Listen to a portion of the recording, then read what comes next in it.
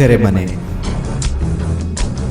ಇತಿಹಾಸದಿಂದ ಇಲ್ಲಿಯವರೆಗೂ ಅದೆಷ್ಟೋ ಅಪರಾಧಿ ನಿರಪರಾಧಿಗಳನ್ನು ಕಂಡ ಜಾಗ. ಸೆರೆಮನೆಯ ಕತ್ತಲು ಗಾಂಧಿಯನ್ನು ಬಿಟ್ಟಿಲ್ಲ, ಹಾಗೆ ಗೋಡ್ಸೆಯನ್ನು ಕೂಡ. ಇಂದು ಗಾಂಧಿಯಂತಹ ಮಹಾತ್ಮರು ಸಿಗದಿದ್ದರೂ ಗೋಡ್ಸೆಯ ಸಂತತಿ ಮಾತ್ರ ಆಳವಾಗಿ ಬೇರು ಬಿಟ್ಟಿದೆ. ಭಗತ್ ಸಿಂಗ್, ಗಾಂಧಿ, ರಾಜ್ಗುರು ಮುಂತಾದವರ ಬಲಿದಾನ, ಅಧಿಕಾರ, ದ್ವೇಷಕ್ಕಾಗಿ ಕೊಲೆ, ಸುಲಿಗೆ ಮಾಡಿ ಜೈಲು ಸೇರಿದ ಮತ್ತು ಜೈಲಿನಿಂದ ಆಚೆ ಇರುವ ವ್ಯಕ್ತಿಗಳಿಗೆ ಈ ಕಾರ್ಯಕ್ರಮ ಪಾಠವಾಗಲಿ.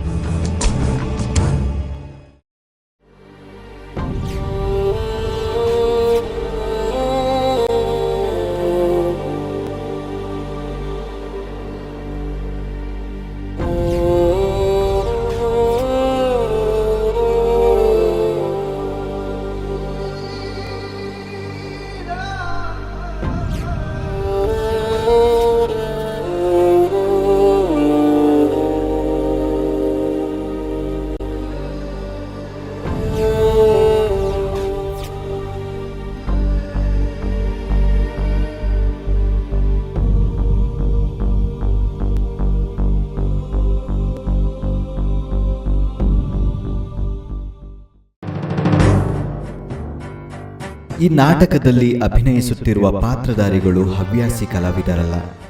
ಕ್ಷಣಕಾಲದ ತಪ್ಪಿನಿಂದಾಗಿ ತಮ್ಮ ಜೀವನವನ್ನೇ ಜೈಲಿಗೆ ಮುಡಿಬಿಟ್ಟ ಸಜಾಬಂದಿಗಳು.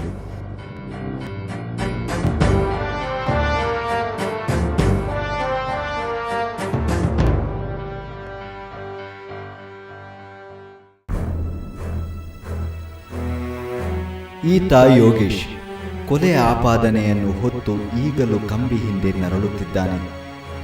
ಈತನ ಕುಟುಂಬವನ್ನರೆಸಿ ನಾವು ಸಕಲೇಶಪುರಕ್ಕೆ ಹೊರಟೆವು. ನಮ್ಮಲ್ಲಿದ್ದ ವಿಳಾಸದ ಪ್ರಕಾರ ನಮಗೆ ಮೊದಲು ಎದುರಾದದ್ದು ಸದಾ ಮಂಜಿನಿಂದ ಮುಸುಕಿರುವ ದೋಣಿಗಲೆಂಬ ಪ್ರದೇಶ.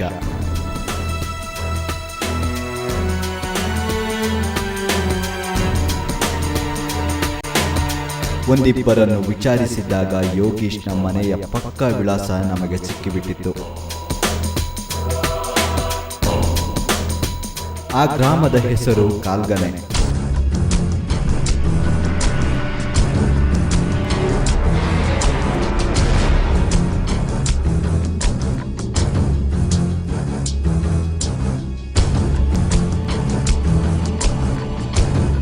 ಆ ಗ್ರಾಮ ನಮಗಾಗಿ ಕಾಯುತ್ತಿತ್ತು.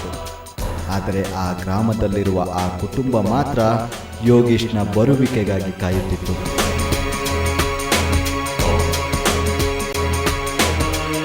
ಯೋಗೀಶ್ ಸ್ನೇಹಜೀವಿ. ಗ್ರಾಮದಲ್ಲಿ ಆತನ ಬಗ್ಗೆ ಒಳ್ಳೆಯ ಅಭಿಪ್ರಾಯವಿದೆ. ಆದರೆ ಅಂದು ನಡೆದ ಗಲಾಟೆಗೆ ಆತನ ಅಮೂಲ್ಯವಾದ ಜೀವನವನ್ನು ಜೈಲಿಗೆ ಅರ್ಪಿಸಬೇಕಾಯಿತು. ಈ ಗಲಾಟೆ ಆದದ್ದು ಜಮೀನಿಗಾಗಿ ಅಲ್ಲ, ಹಳೆ ದ್ವೇಷಕ್ಕಾಗಿಯೂ ಅಲ್ಲ, ಆದದ್ದು ಪ್ರೀತಿಗೋಸ್ಕರ.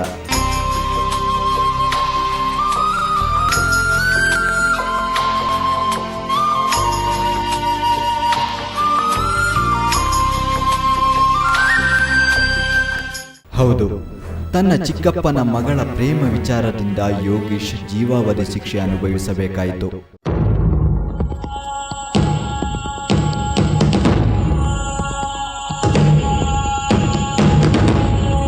ಅದು 2002.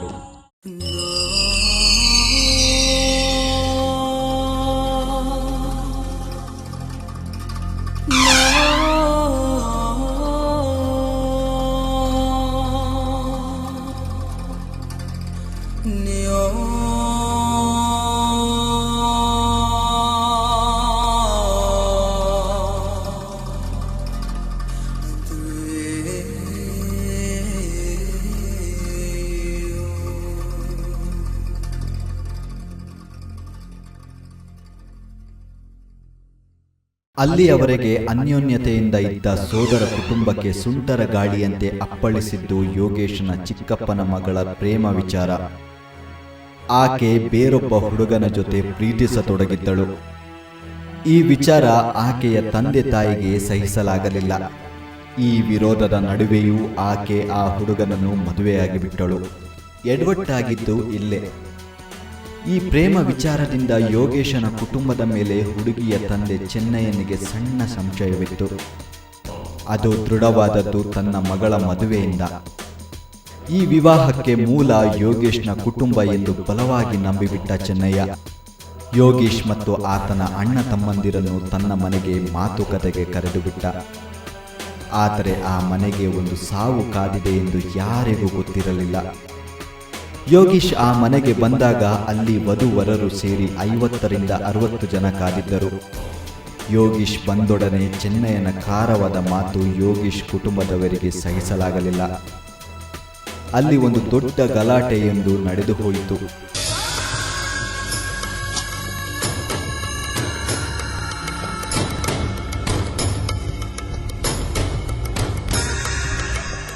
ಸುಮಾರು 8 ಗಂಟೆಯ ಸಮಯದಲ್ಲಿ ನಡೆದ ಜಗಳಕ್ಕೆ ಆಕೆ ಬಲಿಯಾಗಬೇಕಾಯಿತು. ಅದು ಚೆನ್ನಯ್ಯನ ಹೆಂಡತಿ ಶ್ಯಾಮಲ. ಧಾರಾಕಾರವಾಗಿ ಬರುತ್ತಿದ್ದ ಮಳೆಯಲ್ಲಿ ಶ್ಯಾಮಲಾಳ ರಕ್ತದ ಜೊತೆಗೆ ಉಸಿರು ಕೂಡ ಲೀನವಾಗಿ ಹೋಯಿತು. ಇಲ್ಲಿ ಯಾರದು ತಪ್ಪು ಯಾರದು ಸರಿ ಎಂದು ಹೇಳಲಾಗುವುದಿಲ್ಲ. ಆದರೆ ಸಾವು ಸಂಭವಿಸಿರುವುದು ಮಾತ್ರ ಸತ್ಯ. ನಡೆದದ್ದು ದೊಂಬಿ ಜಗಳವಾದ್ದರಿಂದ ಪೊಲೀಸರು ಶಂಕಿತರನ್ನು ಬಂಧಿಸಿಬಿಟ್ಟರು. ಅವರಲ್ಲಿ ಯೋಗೀಶ್ ಮತ್ತು ಆತನ ತಮ್ಮ ಡಿಲಕ್ಸ್ ಕೂಡ ಇದ್ದರು.